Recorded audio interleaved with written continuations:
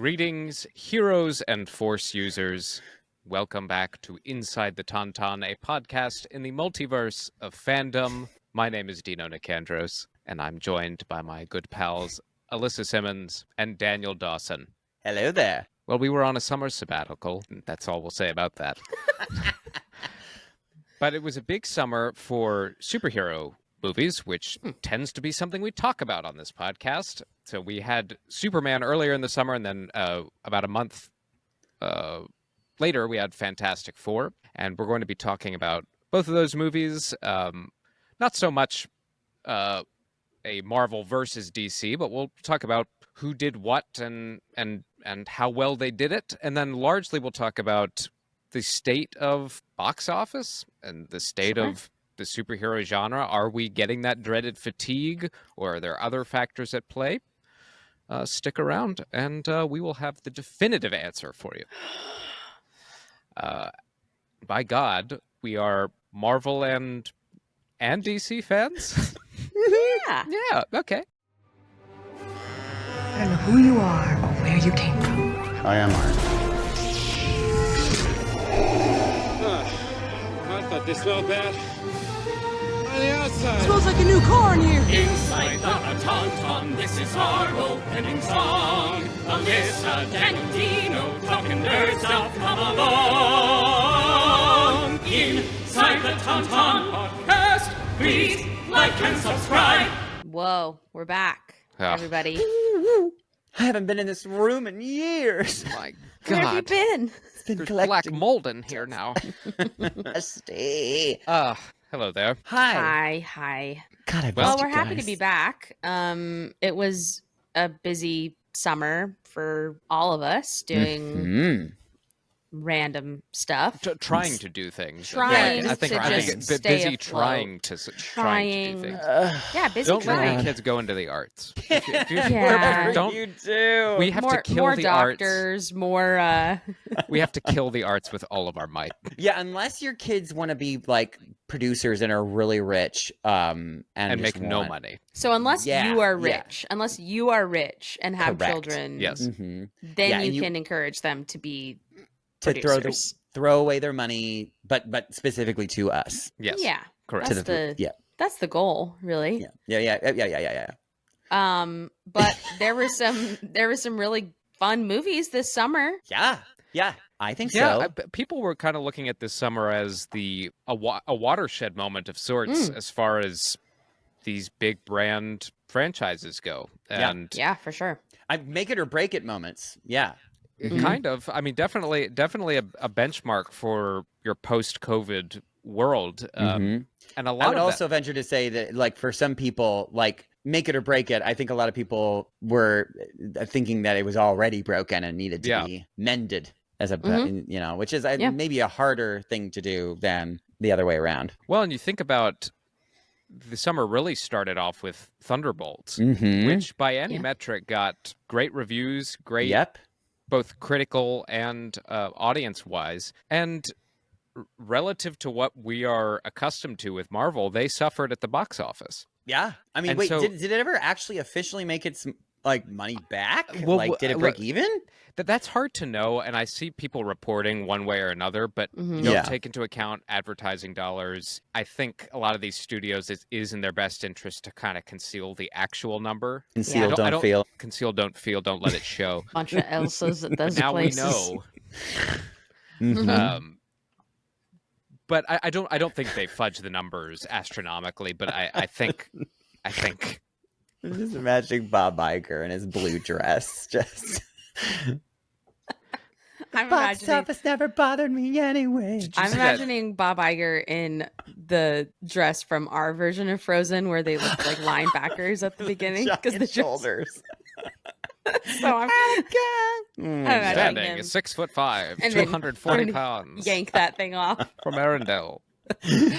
Yeah, I think you're right, Dino. I think they do a pretty good job keeping that stuff under under wraps. wraps. But to answer your question, but I don't know that it didn't. I know that it didn't do quote unquote well. If at the box Thunderbolts made office. money, that would be news to me, I Yeah. think, which is kind of shocking. So then people looked ahead. They were like, okay, we've got Superman and Fantastic Four down the pipeline. These are two huge brands, Mm-hmm. even outside of the comic verse. If they can't do well, then maybe we have a problem. Yeah. According to Google AI, no, the movie Thunderbolts did not make a profit and is considered a box office disappointment for Marvel Studios. So I have the box office thus far this year. Just for Thunderbolts? Well, no, for really everything that came For out all in the the last stuffs. 6 months. Oh, wow. So Thunderbolts, they, after their theatrical run, they made just over 382 million, which is, if you factor in advertising, So they did it's not make nothing. money. Busted because they thought it was 371. And they made less than Brave New World. Brave Wow. New World was at 415 million. Really? Yeah.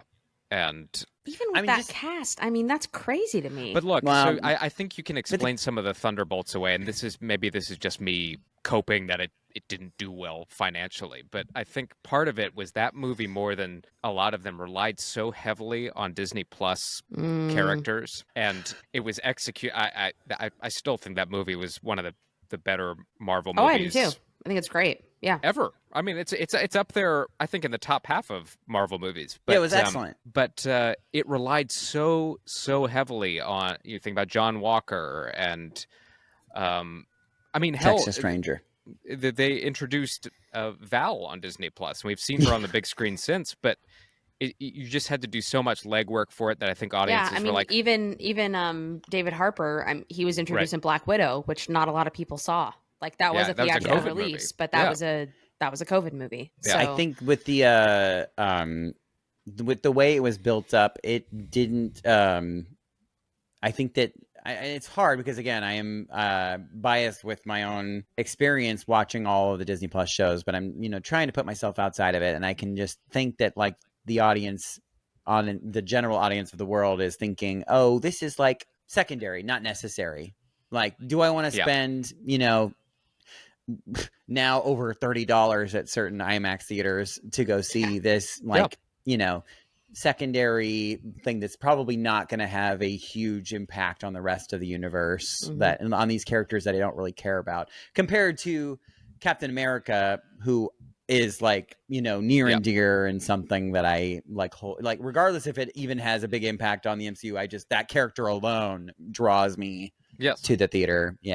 I think that's a pretty easy thing to. And then, people have talked about, these deals these studios have struck with streaming services or their own platforms where they'll allow a movie, a 1 month theatrical release before it shows up on Disney Plus or Netflix or wherever. And I think that is suppressing attendance quite a bit because people are just going to wait it out and be like, well, I'll catch that at home. Yeah, I think like we're all. everything I mean, else. we're all guilty of that. Like, there are plenty of trailers that because I go to the movies a lot. I have the AMC Stubs. Like, God, I hate Stubs people. I just like or the A-list membership. I'm not even a Stubs because I even as often as I go to the movie theaters, I just know that I would be spending more money on Stubs than I would be but so I end up just being the give and take is that I get to go to any theater that I want. But every time that I want to go see a movie, like my nearest theater is not an AMC, but if I want to go with a friend, they're like, well, we have to go to Stubs. We have to go to AMC. I'm like, damn it. I got to drive an extra half an hour for you damn Stubs people. I know, but it is a great deal if you go more than $30 a month and you can see 3 movies a week. So that is pretty good. That's been nice for me this summer because it's been boiling hot here. Oh, just for the air conditioning alone. But it's there's plenty of times where I see trailers and I'm like, yeah, that looks fun, but I don't see myself like going to that movie. Do you think that I'll Stubs watch it and programs like it may have also, hurt the? I know that it was there to sort of like get people back in the seats and spending money on popcorn and things like that. But I think that is working actually because AMC stock was back up. Like they are recovering. They're not back to pre-COVID, but I mean, as far as the movie theater chains go, I haven't sold my stocks yet. I still have my AMC stocks. Well, I think AMC diamond hands. They're gonna, if any of the theater chains are gonna survive, I think it'll be them because they've gotten out ahead of some of the economic concerns people have. I which mean, I think for the Nicole Kidman intro alone, we come to this place. So you guys, I was going to tell you this. I auditioned for a play a couple weeks ago, and I was in the holding room, so I was like on deck. And I heard the person in there doing the Nicole Kidman as a monologue. It was direct book, no it was callback for a required. comedy, and it was like, and I mean, he was making choices, but it was radio silent. Ah, damn it! So he came out, and I was like, "That's hilarious, man! Great job!" Like, you keep doing that because somebody is going to love that eventually. Someone will love it. You just need Someone one will person love it. to, Unfortunately for you today, it wasn't that room. That is phenomenal. And that is a 100 or nothing. Oh yeah, and I mean, I appreciate that. It's a gamble, so much. but like, hell, if you got to done go that for my friend Kevin Zach, it would have been over. They would have been just come. No, that's what I mean. Show. Like, you just got to find the correct room to do that in, and then it's gonna land. So funny. Yeah. Because I was trying to figure out, I'm like, what the that hell so is familiar. happening in there? Because there were like these random moments where he was like screaming. And I was maybe like, that's the problem. And I was like, long either. Maybe he just scared. Maybe he filled scared it. them. He filled it up. Oh God, so funny. So yeah, it's Thunderbolts kind of set off alarm bells, but largely the view was that Superman and Fantastic Four would resuscitate it, and so, if it didn't, like I'm sure that they were having a lot of conversations, but yeah, it's like I'm curious what would have happened had those movies been a complete like utter flop. Like, well, so let's go one at a time. So we have Superman, which came out first, and as it stands now, they're sitting worldwide total at 578 million. Okay. Just nothing to be upset about. But for DC, DC of recent, like, yeah, relative to DC, that's a success. But it isn't getting past Man of Steel, and that's with inflation. Oh, I thought it already had. No, adjusted for inflation, it hasn't. Oh, I see. Which. And as we were talking about Beyonce before, before we started recording, I was saying that 10 years ago, I went to go see Beyonce for $90 and really good seats. Yeah. It is now well over $300 for the worst seats. Alyssa, you made the point relative to, what DC is outside of the Batman and 2022. They've needed a win of some kind, and it seems that. And we'll give our opinions on the movie, but it seems Superman was a critical and audience success. Yeah. And it's a modest box office total post-COVID, but this is also a proof of concept for James Gunn too. Like is he going to be the guy to has he successfully picked up the torch, And I mean, at least at first glance, I would say yes. I think this is a breath of fresh air. This is like the levity that we kind of, I think that DC has been taking itself like so super seriously for so long that like, it was nice to just be like, oh, this is fun. Well, yeah. And James Gunn, like, I think a perfect example of what he does so well are these like sweet sentimental moments, but still silly. Yeah. I think a good example of that in this movie is when like Clark and Lois are having this like really intense kind of couple moment. And I love that scene. Yes. Oh, that scene was amazing. Like, it was like a surprisingly long scene, but I was like, people complained about it. Like, of course they did. Your run-of-the-mill people were like, "There's too much talking in this here Superman movie." I'm like, "Oh my god!" No, I thought that scene was amazing. But in the background, you see, that big like weird like creature that they're like fighting, the interdimensional whatever it's called. Yeah, it's going really badly. Like, he's like, "No, they got it. It's fine. Don't worry about it." Yeah. But I just think that that's like a good example of like what he does well, what he did well in all the Guardians movies. And well, his movies are earnest. His characters are earnest. They are obviously heightened and ridiculous. Ernest goes to Krypton. Ernest goes to Krypton. I think this Superman, this version of Superman played by David Cornsweet, was the most. God, I'm just so dreamy. It's really earnest. I'll keep using the word. It's sincere and. It's the only time I have ever connected with the Superman. To be honest, I usually You've just seen the OGs too, right? Yeah. Yeah. I think I usually just feel like, he's Superman. I just rewatched them recently. I know he's not immortal, but like it's very hard for him to be physically or mentally defeated. Mm-hmm. Even in those other movies where that is a possibility, I still am just kind of like, yeah, I mean, he's going to bounce back. He's Superman. Yep. Yeah. But I think because of how human they made him in this version, and starting the movie off with him truly having just been defeated, like he's in bad shape. Yeah.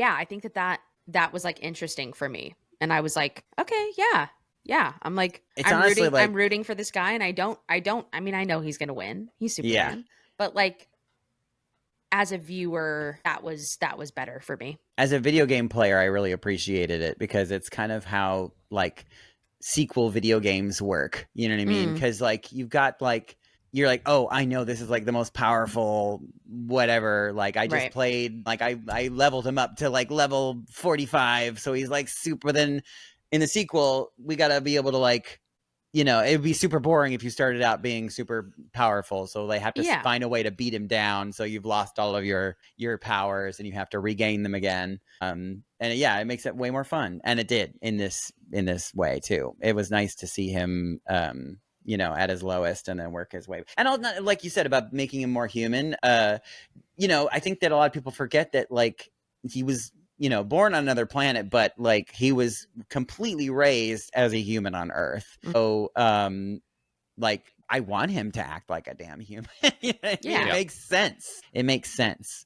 I would agree. I think this is the most human that we've seen Superman be. And humanizing him, you up the stakes. And one way in which I think James Gunn accomplished that was by doing exactly the opposite of what seemingly happens in Man of Steel, where when Superman is fighting Zod in the middle of Metropolis and bringing all these skyscrapers down and probably killing tens of thousands of people in the process. And then you get to the moment where Superman's trying to stop Zod from zapping this mother and her child, and he, spoiler alert, breaks his neck. And there's supposed to be this moment of Superman doesn't kill. Like this, what a moment that is. But he just killed a bunch of people. Like right.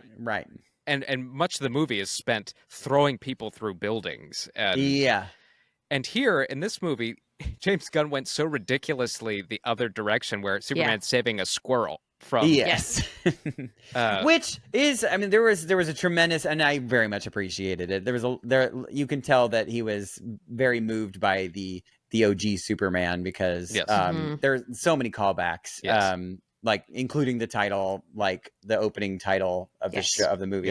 But yeah, in the original, like he goes to save a cat in a tree. Like it's very much like a tip of the hat, which it's in the comics too, isn't it? I'm sure. Yeah.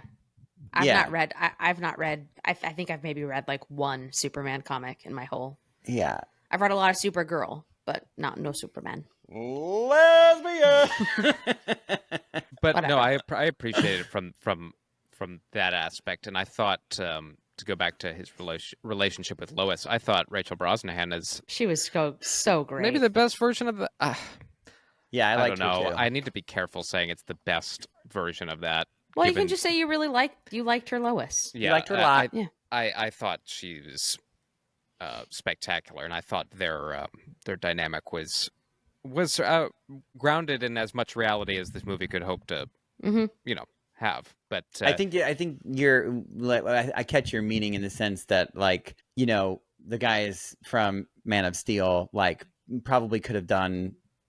Maybe I don't know if an equal job, but like had they been under the tutelage of, this current team being David Gunn, they might have James Gunn. Yeah, sorry, James Gunn. Yeah. James Dean. He's just thinking about Superman. David is on Daniel's brain. I All love him the so time. much. Oh my god. Why can't he be mine? It's just so silly. He's just like so perfect. He's like into video games. He's into Star Wars. Yeah. He's a nerd.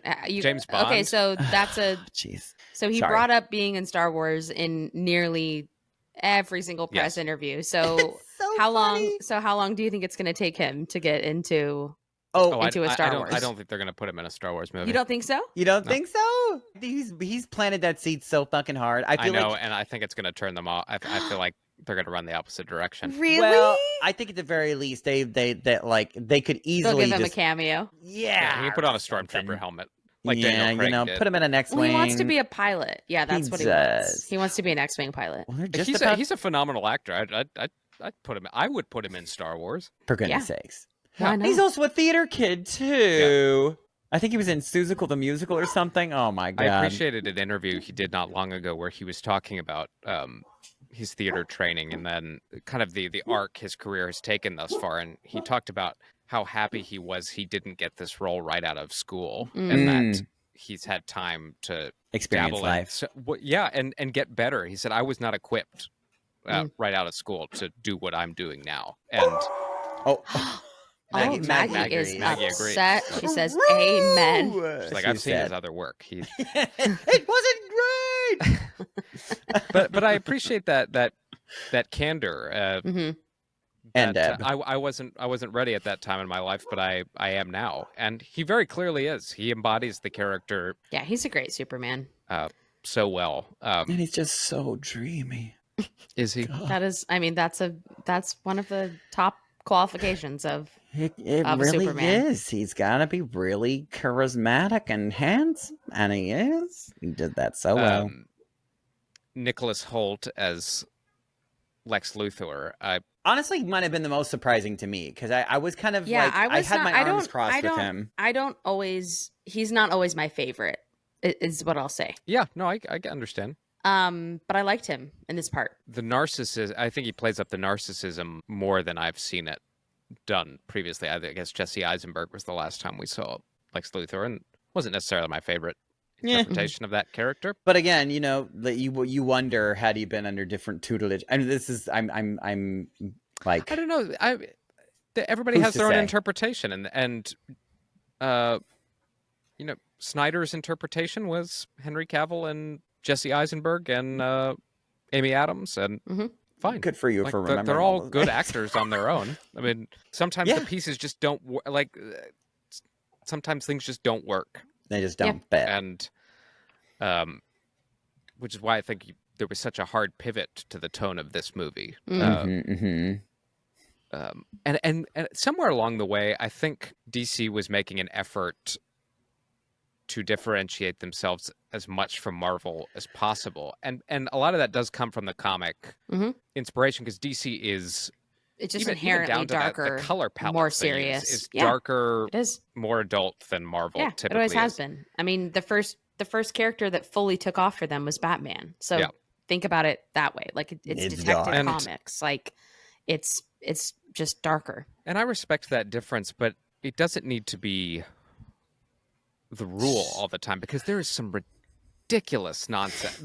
I say nonsense lovingly as far as DC in goes. A super fun way. You think about all the Superman villains, and James Gunn. That's why he made Guardians what it was. And at the time, given what Marvel had already put out, Guardians was a real risk for Marvel Studios. In 2014. And I remember, I mean, nobody knew who they were. This is going to be so dumb. I can't believe they're doing this. You pulled out the D team, and it was ridiculous, and fighting giant blobs, and James Gunn just took that aesthetic and brought it over to DC, and I think they're better off for it. Agreed. But back to Nicholas Hoult, I thought his Luthor was really good, and one I'd like to see grow into the future. And I appreciated just in this movie overall, and Fantastic Four did this too, and I think to great success, was we didn't get bogged down in things we already know about these characters. Like, they dropped us into the center of the world. That's so true. It's so true. Because they both could have done that. And even if someone doesn't have knowledge of those characters, which with Superman, it's like, that's really hard not to. It is such a it is such a like universally known and loved character. To not even kind of know a little bit about him is crazy. But yeah, it was nice to not have to spend that time being like, this is who they are. It's like you said, just like dropped into the middle of they give you the context clues. They give you enough. Yeah, there's plenty. There's plenty there. Well, it's just been done. Those stories, those origin stories, have been done so many times that there's just not much more nuance you can add to those stories now. So it's like, why waste everybody's time? And yet, and this was maybe the biggest point of contention with Superman was the handling of the message his parents left him.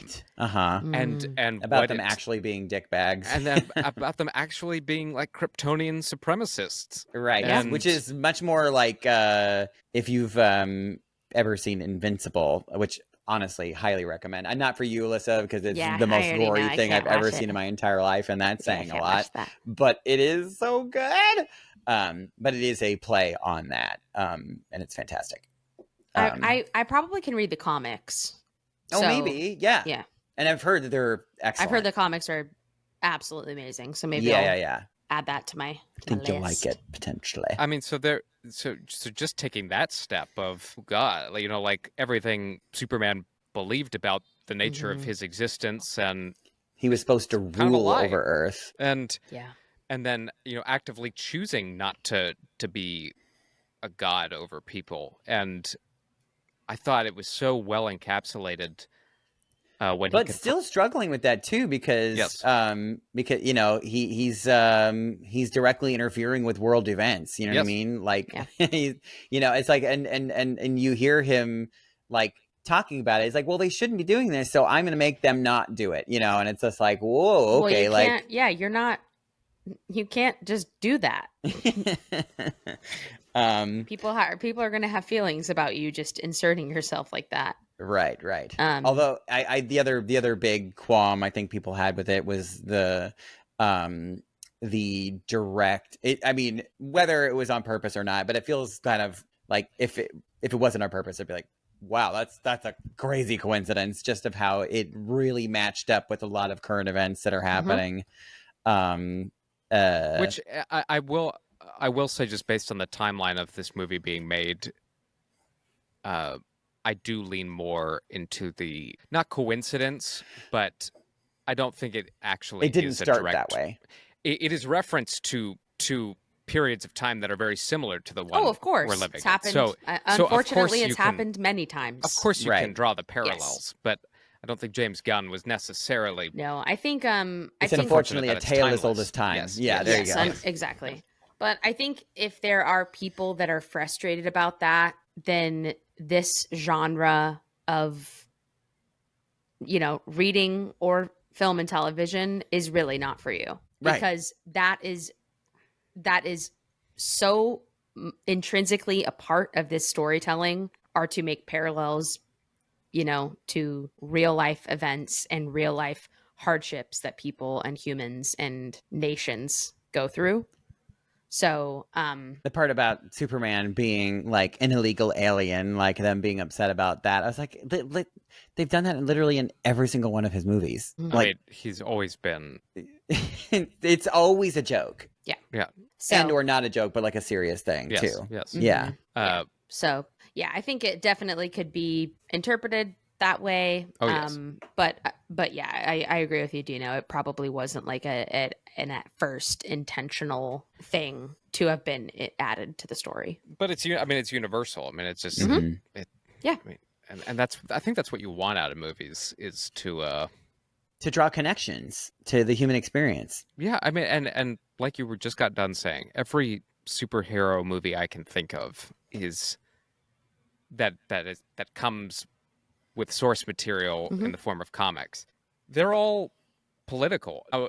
It's not necessarily always telling you what to think. Yeah, how to think, or how to think. But those are the situations. But it is presenting something complicated. And I even go back to Iron Man. Like, he's in the weapons selling business and used to bomb Middle Eastern countries. And then once he sees what's happening, and how it's been co-opted, he turns into a sustainable energy company. So it's the X-Men are a Sadly, symbol still of a very poignant story.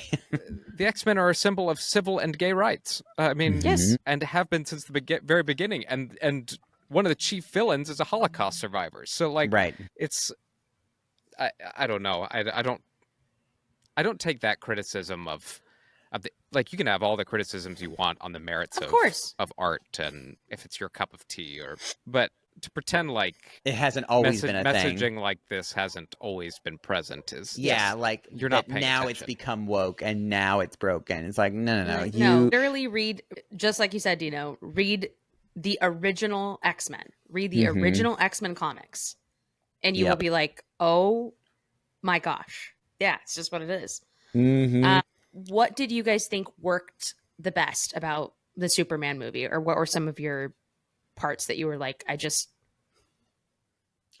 like that? Yeah, I said, what do you like? Well, do what you don't like. I'll tell you the thing that surprised me the most. Okay. The thing that surprised me the most was Mr. Fantastic. That absolutely blew my tits off, and I was Terrific. Like, is that Terrific? What you mean? Sorry, Yes. fuck, Mr. Terrific. Different He's so fantastic. movie. We haven't gotten there yet. We haven't gotten there yet. The thing that surprised me the most about Superman was a completely different movie. The fact the Fantastic Four were in it. Confusing. Wow, surprise. Yeah, Multiverse Mr. of Terrific. madness. Did you know about that character prior to this? No, and movie? I want to know everything about him now. So, which is amazing, He's and fun. I think He's really that's fun. definitely like something that I'm sure James Gunn, that was probably his intention, and he succeeded. It was like, if you ever happen to find yourself watching the Flash TV series, the CW Flash, Mr. Terrific is a very large part of that in the later seasons, and it's a different really actor or different actor, different actor. Okay, but it's a really fun character, fun character, so fun, and played by Eddie Gathegi. He was so great. He just killed it. Speaking of X-Men, he played. If you remember X-Men First Class, he played Darwin, the mutant who could. He did. Yeah, and got unceremoniously killed. Yes. He must have been so young. That was 2011. Wow. Was yeah, I know 5 he's been around years he's been around forever. Wow. But I totally remember him from that. Wow. That's wild. Well, guy is like this is his renaissance. I'm so happy for him because he is great part for him. His timing was like. His comedic timing in this was perfect. Perfect. And I, just coupled with James Gunn's flair and, his use of music too is always perfect. Yeah, it was excellent. Like just made me so happy. I just remember like smiling so big during his scene, his first like big fight scene. Excellent. So exciting. And speaking of Mr. Terrific, I thought Nathan Fillion and Isabella Merced as Guy Gardner and Hawk Girl. I mean, so silly. So silly. Again, the world feels lived in, and you just kind of drop into the middle of this dynamic they all have, and Nathan Fillion was so friggin' funny. Another gift of James Gunn is his. I think he is so good to his cast. Like he makes everybody feel like the star of the movie. Yes. And it just makes the movie more interesting. Granted, some people might push back on that and say like, James Gunn or whoever just like doesn't trust the lead character to lead their own movie, so they need to like throw everything but the kitchen sink at it and make it, super splashy or whatever. But I don't. That wasn't the case here. I don't think it's that case. It didn't feel that way to me. No. Was the movie very busy? Yes, but like sure. I think it was, but not in a way of. I'm trying to think of another example where that definitely didn't work.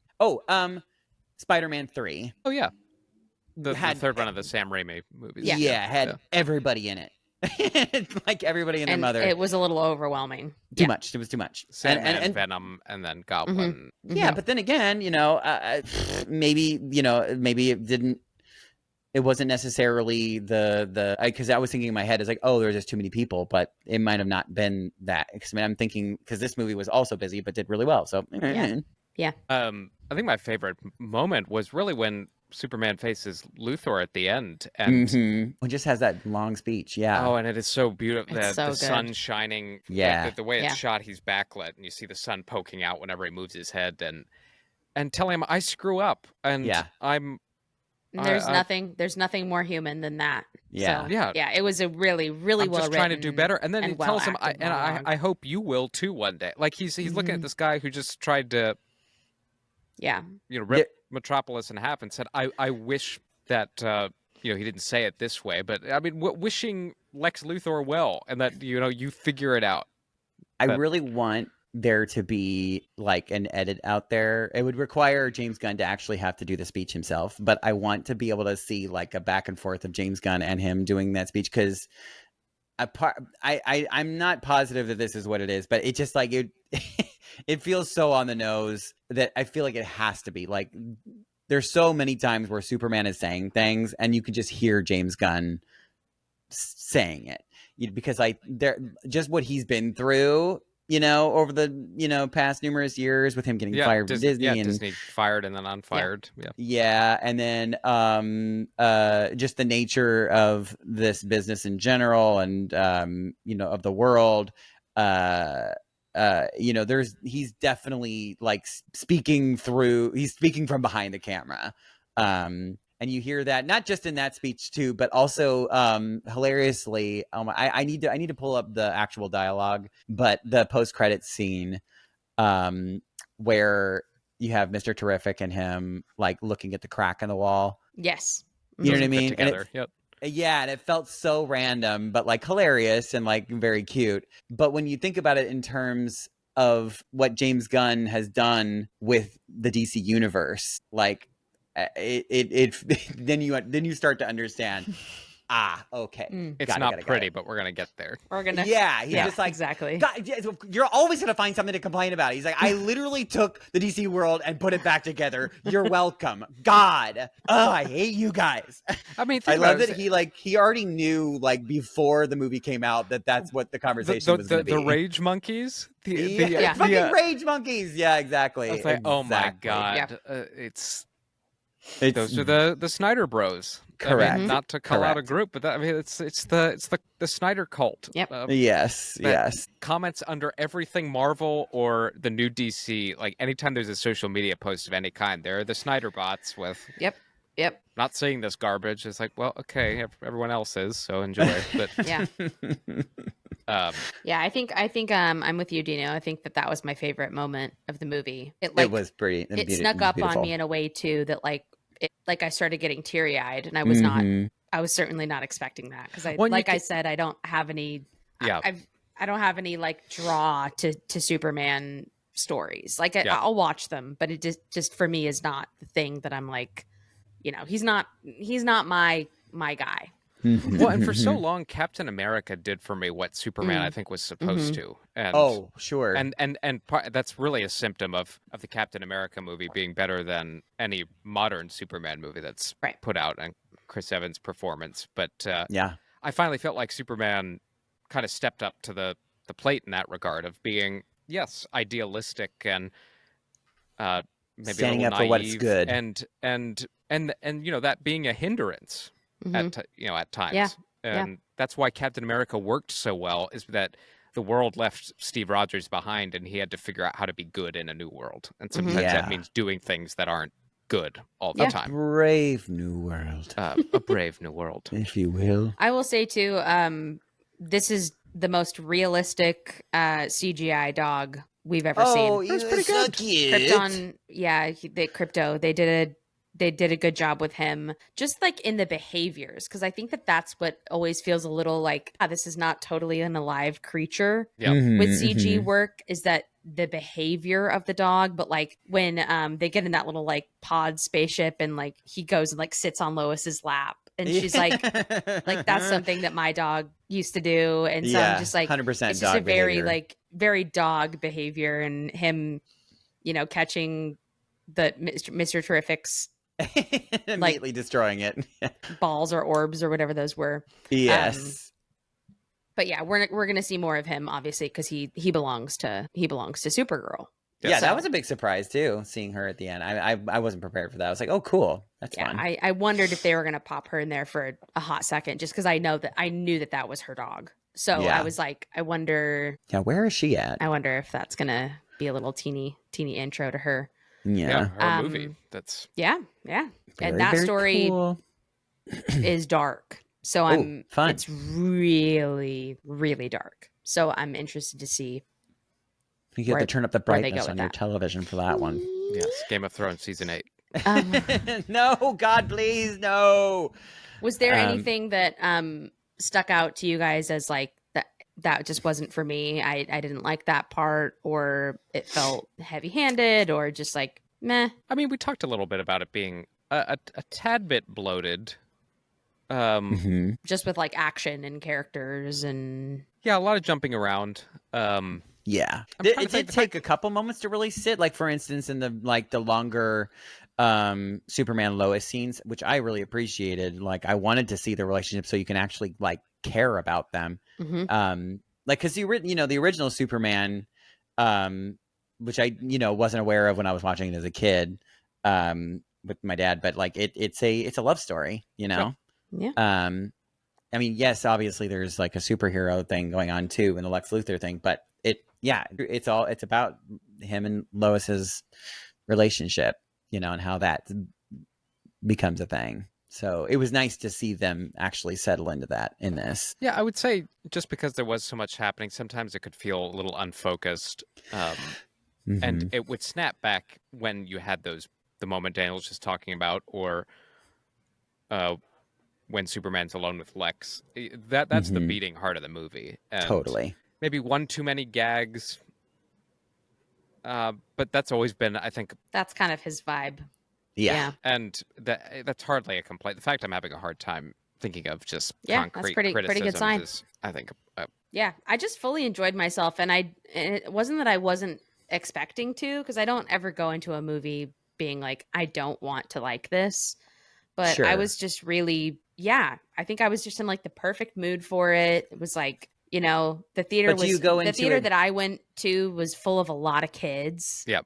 Oh, that's and so fun. I think Yeah, that like seeing like parents That's taking fun. their kids to Superman movie, like it just felt very like nostalgic Americana. It was like a hot summer day in New York City, and like it just it did all the right things for me. So I like remember in my audience, like specifically, like there was a couple guys behind me that, like grown ass men too, mind you, that that were screaming out as it was happening. People were just like, "We're back, baby!"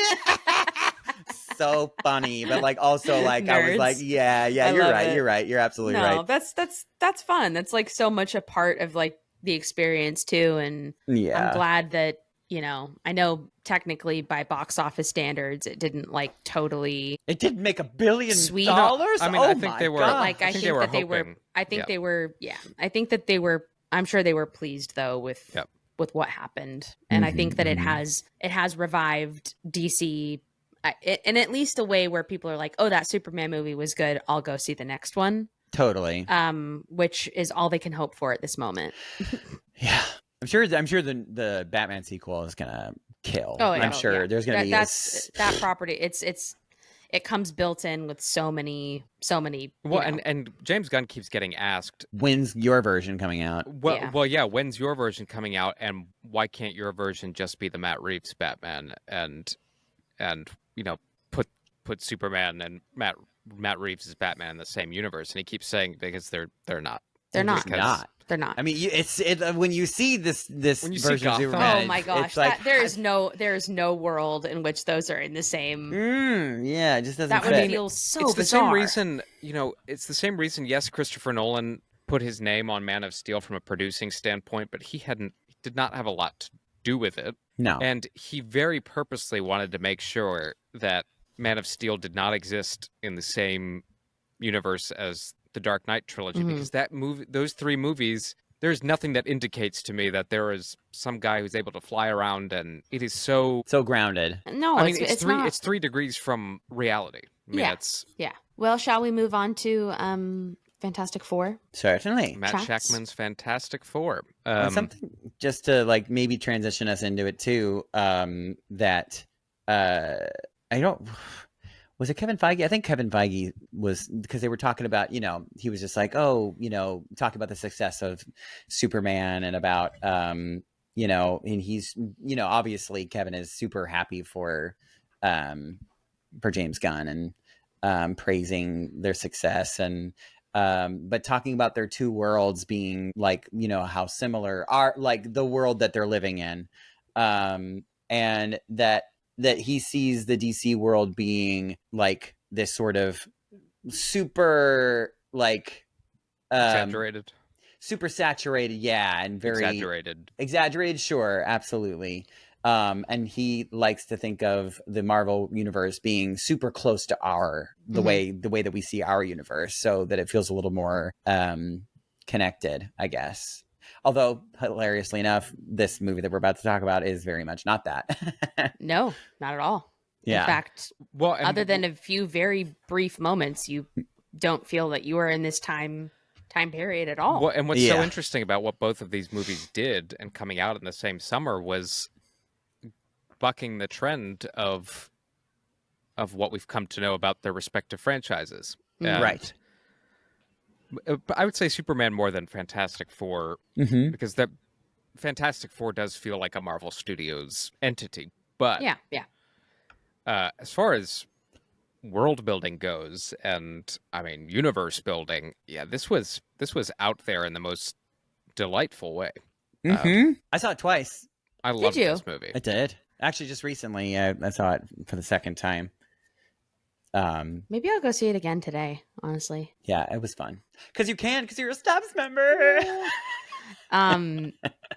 But yeah, I mean, just from the get-go, the look and production design of this movie was so satisfying. I'm a big fan of that aesthetic. Yeah. Yeah, that 1960s mid-century modern, super cute.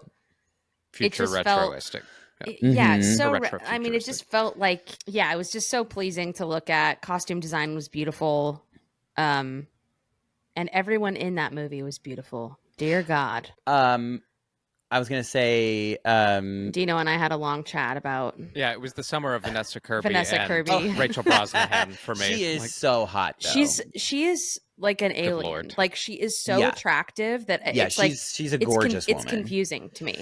Yeah, it's really confusing. She's just like she doesn't like without trying. She's giving like bedroom eyes. She's stunning. Yeah, she is so true. And our boy Pedro was beautiful in this, and Eben Moss-Baccarat. I'm blanking on Joseph Quinn. Joseph Quinn. That can we say that Fantastic Four figured it out? They found the family. They finally found the family. I mean, Marvel's first family. Like this should have been the first thing. Going back it's hard to the Fox though. days. It is very hard. It is very hard. But the dynamic that all four of them have with each other, it just, I believed it. I was like, this is it. Yeah, it was finally a cohesive unit that like made sense, and it was nice to see them, like you said, their banter, but also them using their skill set in a way that felt like, they are a team and they have been working together.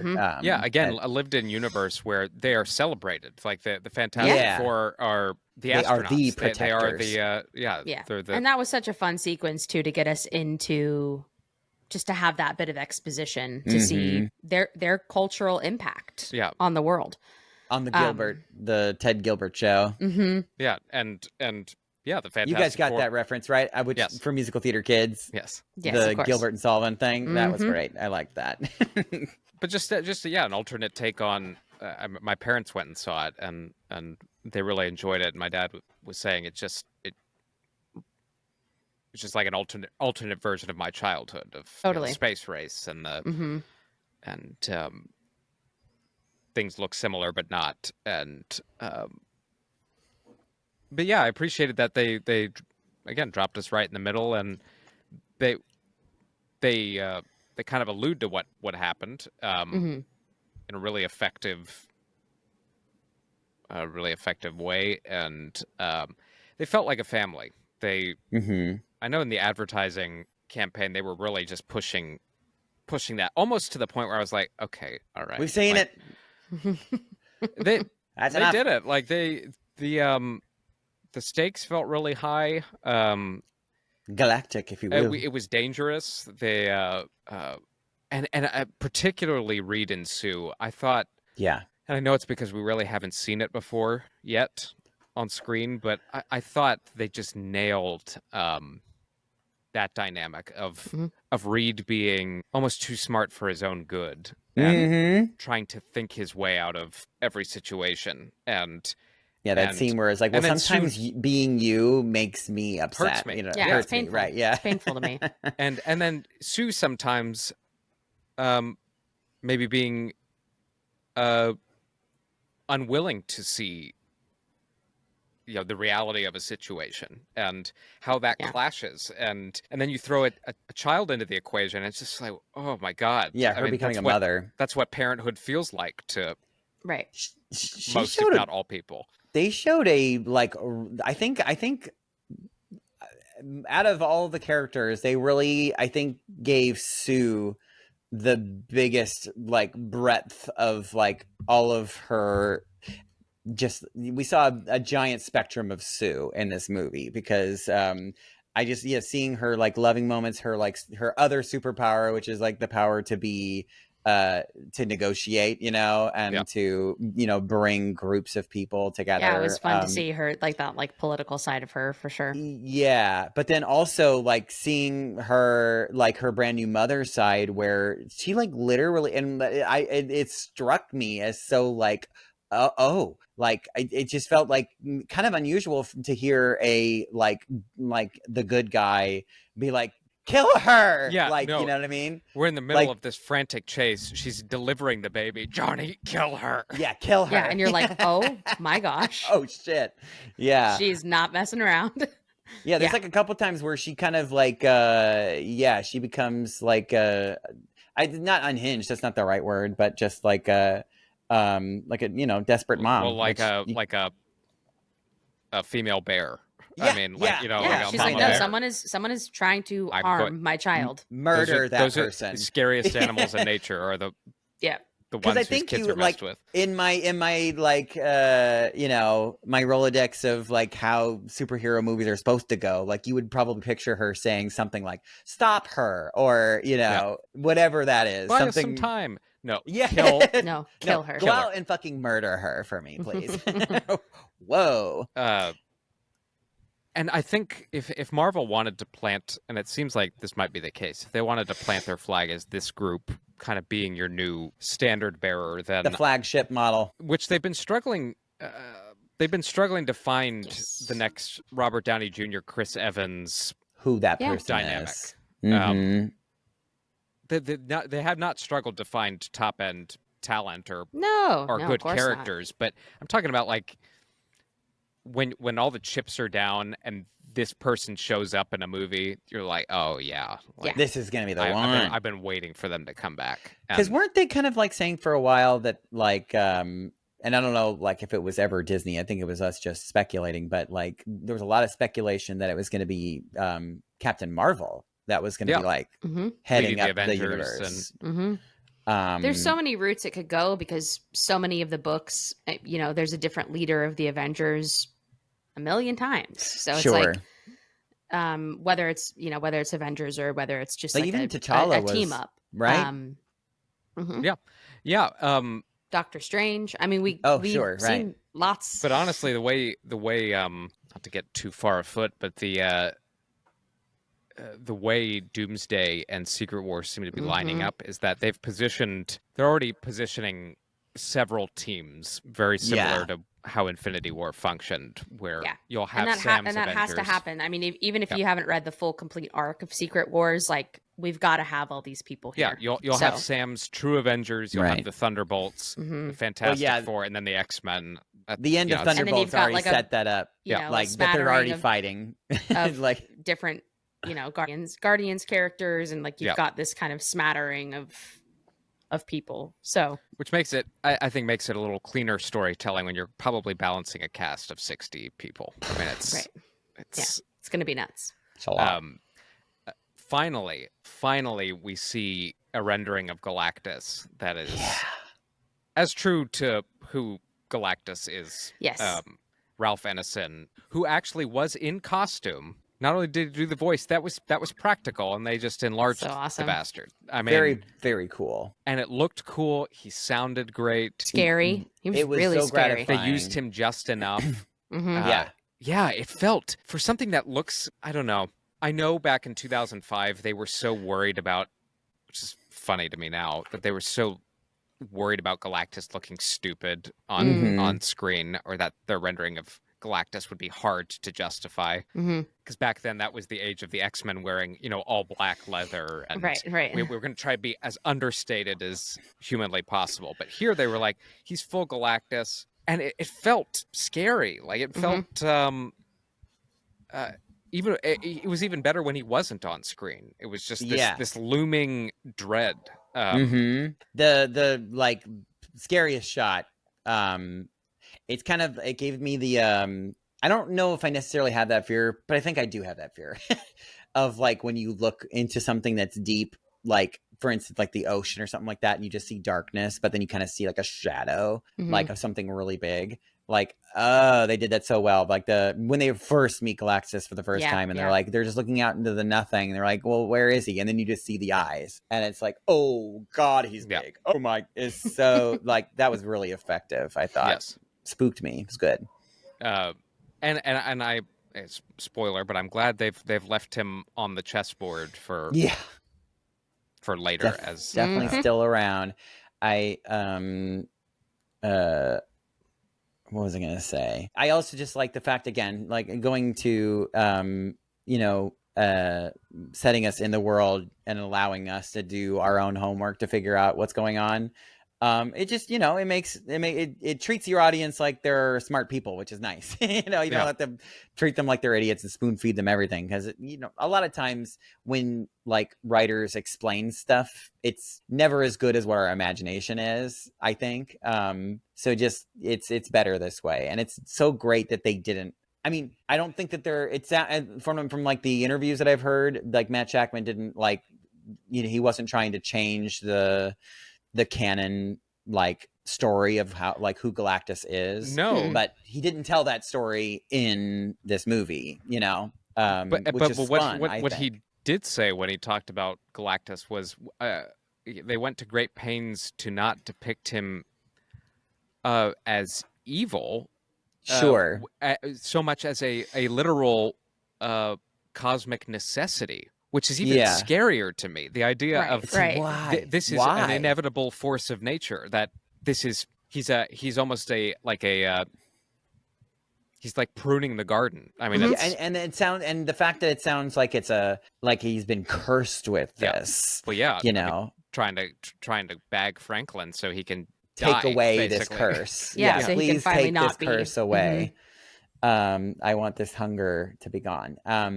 It's a really cool, and you just imagine what's on the other side of that. Who gave him the curse and why? Why does he need to do this? And he clearly doesn't want to. You are leaving the window open if they ever wanted to go back to the Eternals. Really, what Galactus is doing is hunting Celestials and and keeping Celestials at bay, and that's why he ends up devouring planets. Yes, because he's hungry, but also to prevent Celestials from hatching and power cosmic. So you've kind of left that door open if they're brave enough to go there, tap into that again. I know. I think we're getting into like some anime level, like really huge. And then you have Julia Garner as Shalabel. Oh yeah, Shalabal. Shalabal. She was great. She was great. It was a great surfer. She was great. Yeah. Super great. I appreciated getting insight into her backstory and how cold and calculating she has to be, and then I don't like doing it. Yeah, and then it was so good looking, the chase sequence that we referenced earlier. That I have to be honest, like the like as much as I liked the beginning of the movie, that was when I got switched on. I think. Yeah, I was just it felt like okay, now we're cooking with steam here. Yeah, it was like woo. Yeah, it felt because it was like fun to get introduced to these characters again. But yeah, it felt like, oh, here's the meat and potatoes. Got it. And what's funny is I think now the trend is shortened attention spans, so movies have to be like a crisp 2 hours, and this was under 2 hours. I think it could have used 20 minutes. Mm-hmm. And that's not always the case, but I worry we're overcorrecting to a place where we're leaving some meat on the bone. Yeah, I mean, part of that, I mean, is attention spans, but I think that's also an excuse for studios just to make budget reduction too. Well, but I think it's more about the movie theaters, because the shorter the movie, the more showings that they can have. It's true. Because if you do a 3-hour film, you can't do as many showings, because like the price of the ticket doesn't go up if it's a longer movie. It's still going to be the same. I think 2 hours 15 minutes is, if I were to pick an ideal movie time for myself, I think that would be it. Sure. It gives you enough room to breathe, but it's clipping along at a pace that is not monotonous. I mean, I'm a fan of trailers, but they definitely don't need to be 30 minutes long. They're now 30 minutes long. It's wild. They have to advertise that now. Yeah, they have to say that we will be showing 30 minutes of. Come on, it's insane. It is insane. And I love previews. I do too. I'm always there for them. I'm not like a show up a few minutes before the movie kind of person. 2 or 3, maybe 4 if there's some good stuff really, coming. really excessive now. I mean, good God. But yeah, it does. I think. I mean, that in itself is preventing, studios from making excessively long movies. I think, but I felt like this movie could have used that. So it's not going to stop Christopher Nolan, though. I'm sure that his movie is going to be very long.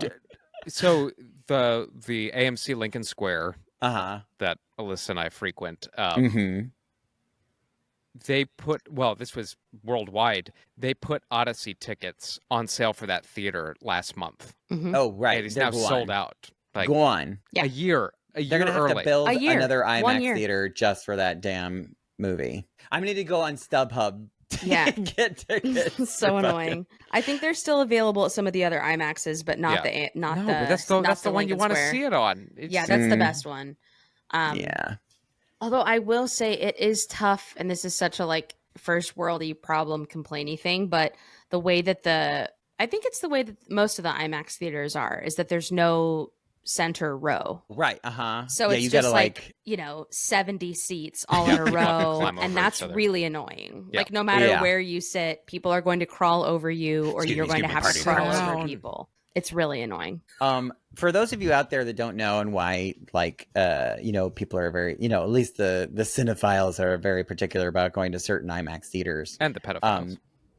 Yeah, right. Oh, God. Oh, I hope not. Oh, Jesus, God.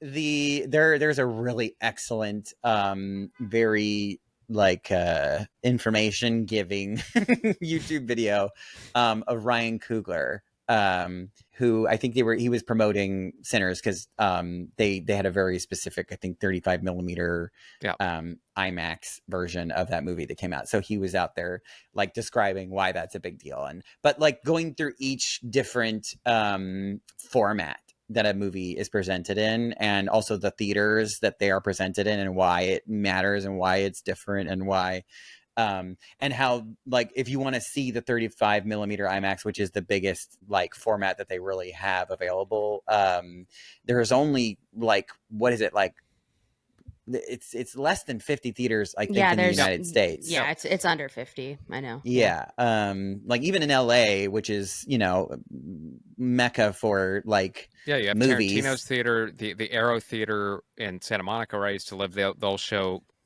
35 millimeter prints, but the only one there's only 2 in Southern California that actually do the large scale 35 millimeter IMAX, which is in Irvine Spectrum and Universal City. Universal City Walk. Yeah, exactly right. That's where I saw Endgame. I mean, that was. Sorry, I digress. No, it's. Yeah, but it is wild. Did you both saw this in IMAX? I did. I'm assuming. Yeah. Yes. Yeah, I sat so fucking close. Oh, did you get a sore neck? Yeah, I'm just inside the movie. I'm like, oh my God. I But can't it's sit so too great. close for him. I do kind of feel queasy, to be honest. The sitting too close at the IMAX. Interestingly though, man, I went to go see it in IMAX first round, and then second round I went non-IMAX, and I sat in the very back of the movie. Man, I mean, I know that the sound mixing is different, but it is so different because it really changes the whole vibe of the movie. Really, You didn't see it in like Dolby or anything. It nope, was just like a normally standard movie. normals and the AMC, and because it was just last weekend. I think all of the bigger theaters already have like other movies. I think what's that new Weapons movie? I think is kind of taken over, which apparently is really good. I want to go see it so bad.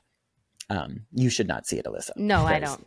I'm Spooky. not. I already know. That wasn't Thank made you for so you. much. No. Very spooky. But yeah, I just remember the vocals, like the people speaking, was so soft. Of course, I was in the very back row, but yeah, the mix was not good. Interesting. In comparison. I thought, and I'd gone to pick up Veronica from her stint in Canada. On the drive back before I saw the movie, I listened to the full Michael Giacchino score. Yeah. Oh, it is. I'm glad you brought it So up. It is top 5 Marvel. So good. Yeah. So good. We've talked about it on this podcast before. Like, there's surprisingly not a lot of Marvel memorable scores that are themes. memorable. Yeah. Like they're good. Yeah. They make the action I think that they complement their movies well, but there's none not that you there's could not be like themes in them where you're like it's the Batman theme or the to me, like. And this is just my opinion, and I probably hold some of them in a higher esteem than others because I listen to them so frequently. But Alan Silvestri's Avengers, obviously, all of them, and then Alan Silvestri's Captain America. I mean, yeah. I would like argue to say, honestly, I don't know if you can say it really counts, but no, wait. I take it back because I'm trying to think of the Guardians of the Galaxy like actual theme, because all I hear is the soundtrack. Yeah. You know what I mean? Mm-hmm. I can't hum it. I can't hum it right now. now. I can't hum it for you. The other one I was going to say that I interrupted my own self, my brain. The Ant-Man theme. I know it sounds so silly. Christoph Beck. Yeah. You know, like that's a good one. And then Michael Giacchino's one of his other score. He did Spider-Man, obviously, as well. Yes. But Doctor Strange. Yeah, Strange is good. Strange is great. I can hum Doctor Strange. Yep. Yeah, but yeah, it's a rare one. This one might be one of his best. They've been doing it since Comic-Con of last year when he debuted the theme. They've been pumping this out there, and like now you just it's stuck. It's like the Avengers theme where it's a cultural thing. I thought it really captured the 60s vibe while also maintaining that just kind of Marvel epicness. It does kind of have like a little Jetsons vibe in there. Yeah. It shares that with like early WandaVision. Yep. Definitely Jetsons. What else? If we're going to compare, if we're just talking about music for a second, going back to Superman, they did a great job, I think, too. But they also were. Shackled sounds negative because. Like, I'm glad that they paid homage to John Williams' score. Williams, yeah. Yeah, because, I mean, it's such an iconic theme that, like, I think people would have been bummed to not have at least and a portion of that there. But the only way to avoid John Williams is to try and run as far as you can in the other direction. I think Hans Zimmer did that with Man of Steel with how electronic it was. And, I just hear, like, the roar of the electric guitar. It was just completely it's stylistically a great theme. Like his different. Man of Steel theme is spectacular, and it was exactly what you needed to do if you were trying to avoid John Williams comparisons. Here, they, like you said, they leaned into it, and I thought the movie, I thought it served this version of the character. I think John Williams would serve this version of the character. Complemented it well. Yes. Yeah. Did you have any? I mean, you guys mentioned the chase scene, the look of Galactus. Were those kind of like your top moments for you? Oh, the personally, it's the heart of the movie, which honestly, like, oh my god, it was like it could have so easily have been cheesy and like eye roll moment, but like I think that they nailed it. They really was on a razor's edge, and it was like, oh, this is a make it or break a moment. But the moment where Sue dies, they all mourn her death, and then the baby brings her back to life. Like, and of course, you know, the baby's obviously heavily CGI'd. What do you mean? Yeah, which in itself is such a dangerous move. Yeah, you know, for It's such really a delicate scene. Yeah, it's you're hard. like, oh god. You know, I felt myself. I like, will tell you that I'm really glad we bounced ahead a couple of years, because I was Yeah, like, yeah. I cannot. That was my only qualm. No about more this whole CGI thing. I said, baby. I cannot see that weird alien CGI baby again. It really made me feel a certain way. Yeah, I mean, there's parts of me that are sad that we didn't get like the Jack kind of vibes, but I think that like we didn't need it. We didn't need it. A similar moment was when Sue came out and confronted the mob. Yeah, holding that was an Franklin. amazing scene. And Although I What? literally both times that I saw it, I just like in my head was imitating the guy like way in the back, like, can you speak a little louder? I can't hear you. She's like speaking like as if she's only talking to like Yes. 10 people. yes, I thought you were going to mention the reporters. The reporters in this movie really made me giggle. Yes. So you're not going to give us your baby? Oh, you're not. Like, hello? Just like so blatantly. Although, you know what? Literally, hello. tell me Whoa. that's not CNN though. No, I mean, I know, that's totally. kind of where we are though. Oh, so you're telling me so you're that- not just give us the baby? I was fully giggling in I the theaters. was too, but then I was like, yeah, but it's kinda actually believable. unfortunately Kinda I'm believable. in corporate media now. Yeah. Yeah. Yuck. Yeah. But I loved that scene. Mhm. Well, I mean, every once in a while, one of these Marvel projects, you get like the line of the summer. It was, I'm not gonna sacrifice my baby for this world, but I'm not gonna sacrifice this world for my baby. my baby. Yeah, that was a good line. Very good line. And it echoed Steve Rogers. Totally. Yeah. We're not trading lives. The Like, I don't care altruistic. I don't care what we're talking about. We're not doing that. Yeah. We're not doing that here. She's obviously lying. She's yeah, just, no, you know, she's absolutely. I She's mean, she's a liar. she's just, you know, trying to save face, you know, so they don't kill her baby. but it's so interesting though, setting that up now. And I'm not going to go too really far at all into the plot of Secret Wars, but Don't you dare. but it is interesting putting them up on that moral high ground of we don't sacrifice anything. Mm-hmm. Okay, okay. Okay, we'll Good see. luck with that. We'll see. Yeah. Yeah, I forgot to add like the thing that like won that scene for me with the baby bringing her back to life. Mm-hmm. Of all things, which is so silly, was like the baby like clapping after he did it, because it's like that's like literally one of the first things that babies learn how to do is like clap. Just like it was, so I was like that is a very human thing. That was great. You could hear the whole audience kind of like giggle and cry about it. It was very sweet. And also just seeing like the galaxy in her eyes, like really cool. Yeah, that was so cool. The mystery of that, like for people that don't know like what this baby is capable of. It's and again, cool. I'm not gonna get into the specifics of what I think Franklin's role is going forward. But there is a but it's specific potentially role. the biggest. There is a specific role massive. he's going to be playing in place of somebody else who played it in the comics. But, but there's a very specific design for what he's capable of doing, and potentially the most consequential. The post-credit scene gives you a real hint as to Lots of coming. what he will be used for. Yep. I actually I haven't read the books. Okay. Shocking.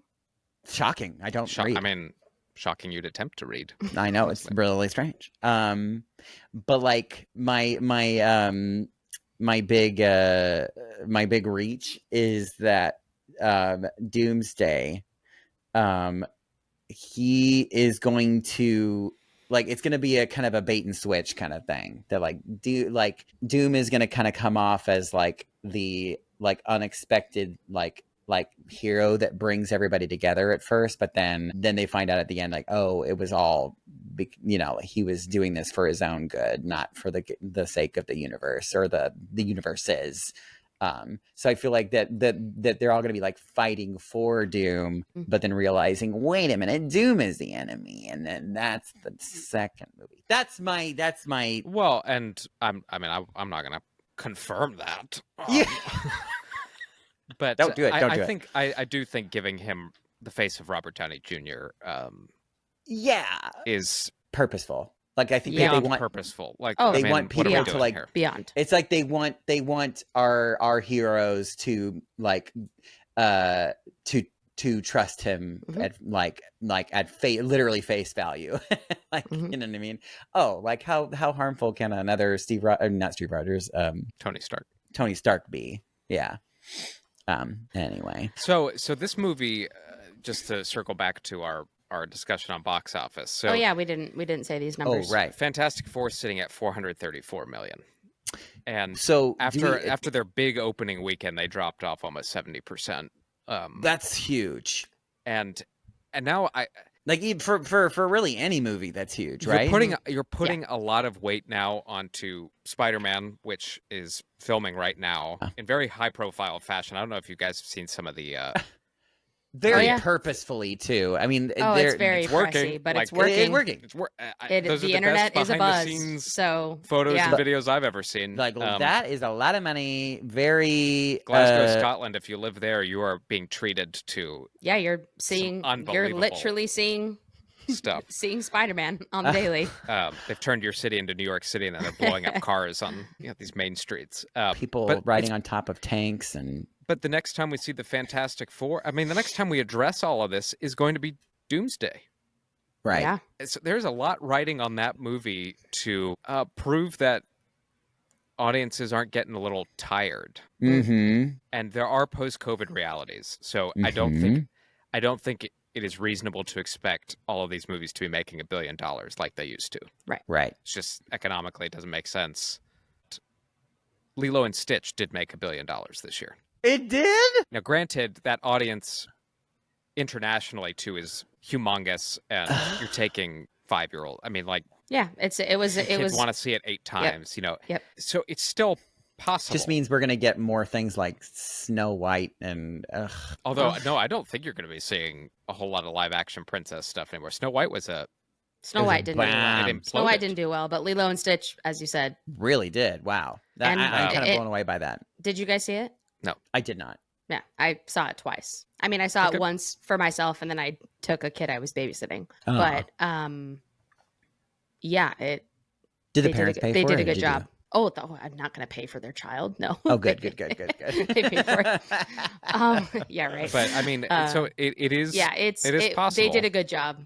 It was the first one that I was like, okay, this makes sense that you are doing this, because it might have been better than the original movie. Oh, whoa. Yeah, it was. But I do think Doomsday is going to be, and Spider-Man before it are going to be a real litmus test on. Yeah, big time. The staying power, because I can't say I'm not concerned a little bit at this point. Yeah. Because these were good movies. Going back to Thunderbolts, like Thunderbolts and good Fantastic movies. Four they're good movies. Very, very good Marvel movies. Will we see more like them? The plan is to, and they've been talking about this for a couple of years now, is to pull back on Disney Plus output, which I do think will help. I do too. Yeah. I do. It won't help Disney Plus, but no, but it will help the films, which are their major properties. I also think, because I know that they were very concerned about making money off of Disney Plus. I think lengthening the release time of these movies in theaters before they hit streaming is important, because if you tell people you won't be able to see this for like 4 months, yeah, then just like yeah, because Thunderbolts isn't even on Disney Plus yet. I think this month. Yeah, I think I saw something. Is that about it right? today, Oh my but gosh! Yeah, Wow, it's not and that on came yet. out in May. That's kind of crazy.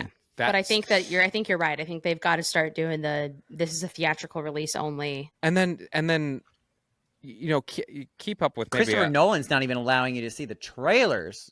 I mean, maybe you do a Disney home. Plus, one Disney Plus series a year, and then you kind of not decouple the movies from Disney Plus shows, but you have to lessen the burden on viewers for all this interconnected storytelling. And I think Doomsday and Secret Wars quite literally might be the I don't want to use the word reboot because even Kevin Feige won't use that word, but he is heavily implying that there's going to be a resetting of the table a bit, and it might be coming at the right time. But it was a good summer of super fun. I mean, they're good movies. Super fantastic. Terrific. Thunderbolt. We're just saying words now. Electric. Yeah. Purple. All right. Well, I think that's going to be it for the day. According to Alyssa, we're done. Sorry, I have to go. That's what she I actually do have to she go. actually has a heart out. But I could keep talking, and we me would too. if we could. We would. Yeah. So we haven't talked about Star Wars in a long time too. We haven't. That's something. There's finally rumblings. There's some rumblings. It's been a very long winter. Maybe we'll talk about the coming Star Wars. Maybe that's the next subject. Probably. Probably. All right. Well, thanks for listening. This is Inside the Tauntaun. I'm Alyssa Simmons. And I'm Daniel Dawson. And I'm Dino Nicandros. May the force be with you. Always. Inside the Tauntaun podcast. Please like and subscribe.